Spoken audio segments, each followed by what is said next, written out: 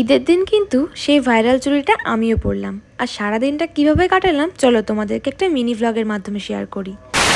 প্রথমে আমি ঈদের দিন একদম সকাল সকাল ঘুম থেকে উঠে মায়ের হাতে যেটুকু কাজ ছিল সেটুকু গুছিয়ে দিয়ে আগে স্নানটা কমপ্লিট করে নিলাম। আর আমি এবার ঈদে প্রেফার করেছিলাম যে আমি হোয়াইট আউটফিট পরবো। প্রথমেই কিন্তু আউটফিটটা রেডি করে নিলাম আর সেই ভাইরাল চুড়িটা আমিও পরলাম।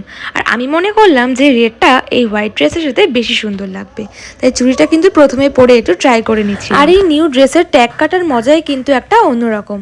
আর আমি এক হাতে একটু চুড়ি পরেছিলাম আর এক হাতে ওয়াচটা পরেছিলাম। তারপর হঠাৎই মনে হলো যে আমি যে গাজরা বানিয়েছিলাম সেটাই পরা যাক।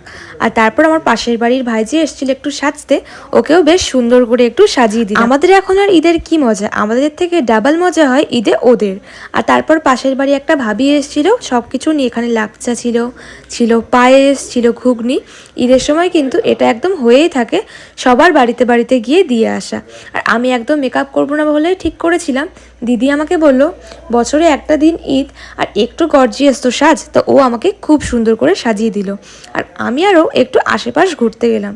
প্রথমে আমরা গেলাম আমাদের এখানে ভাইরাল স্পট আধারমানিকে, সেখানে গিয়ে কিছু রিল শ্যুট করলাম।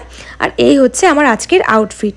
তো তোমাদের কেমন লাগছে তোমরা কিন্তু অবশ্যই আমাকে জানিও। আর আশপাশ ঘুরে দেখলাম যে আমাদের এখানে কিন্তু সব জায়গাতেই বেশ সুন্দর করে সাজিয়েছে। তারপর কি হয়েছিল জানো, আমি দুপুরবেলা ঘুমিয়ে পড়েছিলাম আর আমার ঘুমটা ভাঙে একদম সন্ধ্যা 7টাতে। ঘুম থেকে উঠে আমি কিন্তু সেকেন্ড আউটফিট রেডি করে নিয়েছি আর ওর সাথে এই চুড়িটা পরেছি। আর এইভাবে সাধারণভাবেই কিন্তু আজকে আমি ঈদটা কাটালাম। আর আমার সাথে কিন্তু দিদিও একটু সেজেছে। তো চলো আজকে এই ভ্লগটা আমি এখানেই এন্ড করি, তোমাদের সাথে দেখা হচ্ছে নেক্সট ভ্লগ। তোমাদের ঈদটা কেমন কাটলো তোমরা কিন্তু অবশ্যই আমাকে জানিও। Thanks for watching.